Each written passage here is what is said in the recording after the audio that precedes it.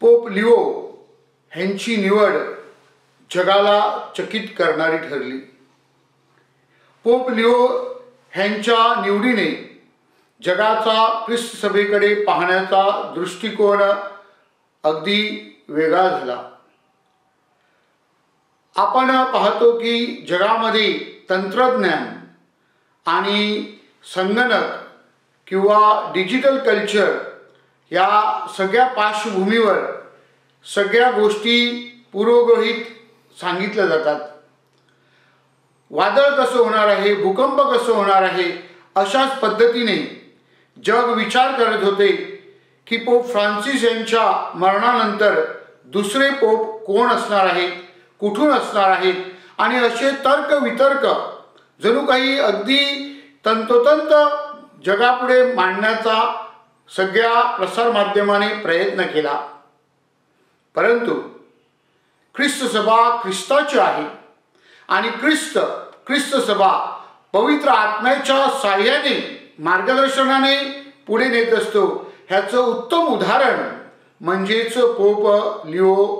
Pope Leo ह्यांच्याद्वारे ख्रिस्त सभेने पुन्हा एकदा आपल्याला दाखवून दिलेलं आहे की या जगाच्या व्यवहाराप्रमाणे ख्रिस्त सभा चालत नाही, तर पवित्र आत्म्याच्या साह्याने आणि मार्गदर्शनाने ख्रिस्त सभा आज गेली 2000 वर्ष वाटचाल करत आहे। त्याचं उदाहरण आजच्या पहिल्या वाचनामध्ये आपल्याला पाहायला मिळते। पहिल्या वाचनामध्ये प्रेषितांची कृत्ये या पत्रकामध्ये आपल्याला पाहायला मिळते की अध्याय 15 मध्ये संत पौल आणि बर्नबास आणि प्रेषित ह्यांच्यामध्ये चर्चा सुरू होती आणि त्यासाठी त्यांनी येरुशलेमची पहिली परिषद भरवण्यात आली। आणि या पहिल्या परिषदेमध्ये जेव्हा वितंडवाद आला, ख्रिस्त सभेने कशा प्रकारे मार्गक्रमण केलं पाहिजे यावर चिंतन करण्यात आलं, तेव्हा प्रेषित हे एका बाजूला असताना आणि परंपरा आणि यहुदी संस्कृती ह्याची जतन करण्याचा विचार करीत असताना त्यांनी पौल आणि बर्नबास ह्यांचे जे विचार होते, पुरोगामी विचार होते, त्याचा स्वीकार करून त्याची सांगड घालून पवित्र आत्म्याच्या साह्याने त्यांनी निर्णय घेतला आणि आजगत ख्रिस्त सभेमध्ये तो निर्णय आपण पाळत आलो आहोत। अशा प्रकारे पवित्र आत्म्याच्या साह्याने अगदी प्रारंभापासून ख्रिस्त सभा कार्यरत आहे। आणि म्हणून प्रभू येशू ख्रिस्त म्हणतो आजच्या शुभवर्तमानामध्ये की जग जसं चालते तसं ख्रिस्त सभा चालत नाही, जग जसं चालते तशी ख्रिस्ती श्रद्धा चालत नाही। आणि म्हणून ख्रिस्ती श्रद्धेचं जे वैशिष्ट्य आहे ते म्हणजे पवित्र आत्म्याच्या मार्गदर्शनाने आणि पवित्र आत्म्याच्या साह्याने परमेश्वराच्या इच्छेप्रमाणे जीवन जगणे, आणि त्यासाठी आज आपल्याला आमंत्रित करण्यात आलं आहे। प्रभू म्हणतो मी जी शांती तुम्हाला देतो ती जग देणार नाही। जगातली शांती ही बाह्य गोष्टीवर आहे, ज्या बाह्य गोष्टी आज आहेत आणि उद्या सुनामीसारखे पुरासारखे वाहून जातात, तशी शांती प्रभू येशू ख्रिस्त देत नाही। तर प्रभू येशू ख्रिस्तामध्ये परमेश्वरामध्ये आपल्याला खऱ्या शांतीचा, आंतरिक शांतीचा, चिरकाल टिकणाऱ्या शांतीचा, सार्वकालिक जीवनाचा अनुभव आपल्याला देत आहे।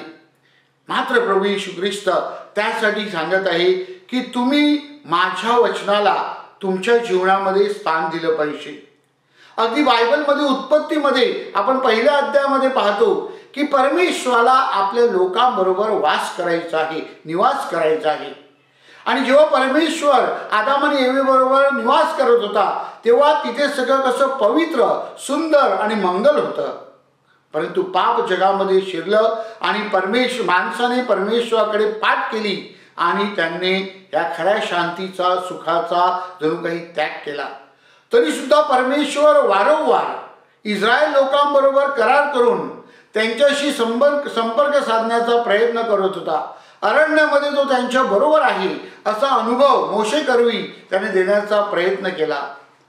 संदेशकांनी ह्याच परमेश्वराचा अनुभव घेतला आणि त्यांनी आपलं जीवन तशा प्रकारे घडवलं। माझ्या प्रिय बंधू भगिनींनो, काळाची पूर्णता होताच परमेश्वराने आपला पुत्र ह्या जगामध्ये पाठवला आपल्याला त्याचा अनुभव देण्यासाठी। तो आपल्या बरोबर आहे इमॅन्युअल म्हणजेच ख्रिस्तामध्ये जीवन जगण्यासाठी त्यांनी आपल्याला पाचारण केलं. माझ्या प्रिय बंधू भगिनींनो, तोच प्रभू येशू ख्रिस्त आपल्याला सांगत आहे की मी आता तुम्हाला कैवारी देणार आहे. कैवारी म्हणजे जो आपल्या बरोबर आहे. ग्रीक भाषेमध्ये त्याला पॅराक्लिट म्हणतात. पॅराक्लिट म्हणजे आपल्या संगती, आपल्या सोबत असणारा असा परमेश्वर त्यांनी आपल्याला दिलेला आहे. आणि म्हणून त्या परमेश्वराचा, पवित्र आत्म्याचा जोपर्यंत आपण स्वीकार करत नाही आणि त्याचा स्वीकार करण्यासाठी आपण जोपर्यंत प्रभूच्या वचनामध्ये, प्रभूच्या प्रेमामध्ये वाढत नाही, तोपर्यंत आपल्याला परमेश्वराचा अनुभव, पवित्र आत्म्याचा अनुभव येणार नाही. आणि म्हणून प्रभू येशू ख्रिस्त आजच्या शुभवर्तमानामध्ये आपल्याला सांगत आहे की जगाच्या व्यवहाराप्रमाणे जीवन जगण्याचा प्रयत्न करू नका. जगाच्या संकल्पनाप्रमाणे, योजनेप्रमाणे जीवन जगण्याचा प्रयत्न करू नका, तर ख्रिस्तामध्ये आपलं जीवन जगण्याचा प्रयत्न करा. जेव्हा आपण ख्रिस्तामध्ये जीवन जगतो तेव्हा निश्चितच आपल्याला परमेश्वराच्या प्रेमाचा अनुभव येतो आणि परमेश्वराचं प्रेम आपल्याला पवित्र आत्म्याचा अनुभव देतो आणि पवित्र आत्मा आपल्याला शांतीचा अनुभव देतो. चिरकाल टिकणारी शांती, परमेश्वराचा अनुभव, ह्यासाठी परमेश्वराच्या वचनामध्ये त्याच्या इच्छेप्रमाणे जीवन जगण्याचा आपण प्रयत्न केला पाहिजे. दैनंदिन जीवनामध्ये आपण जेव्हा परमेश्वराच्या इच्छेला प्राधान्य देतो, परमेश्वराच्या वचनाला आपल्या जीवनामध्ये वाढण्यासाठी संधी देतो आणि परमेश्वरावरील आपली प्रीती ही दृढ करतो, तेव्हा निश्चितच आपल्या जीवनामध्ये परमेश्वर असल्याचा अनुभव आपल्याला येईल आणि त्याद्वारे दुसऱ्यांचं जीवन फुलविण्यासाठी, भरविण्यासाठी आपल्याला मदत होईल. ख्रिस्त सभा गेली 2000 वर्ष ह्याच पवित्र आत्म्याच्या मार्गदर्शनाने, पवित्र आत्म्याच्या साह्याने आणि पवित्र आत्म्याला बरोबर घेऊन आपलं जीवन जगत आहे. तशाच प्रकारे आपण सर्वांनी आपल्या वैयक्तिक जीवनामध्ये, आपल्या कौटुंबिक जीवनामध्ये पवित्र आत्म्याला प्रथम स्थान द्यावं, त्याच्या सोबती आपण जीवन जगावं आणि खऱ्या शांतीचा अनुभव घ्यावा, म्हणून प्रभूकडे विशेष प्रार्थना करूया.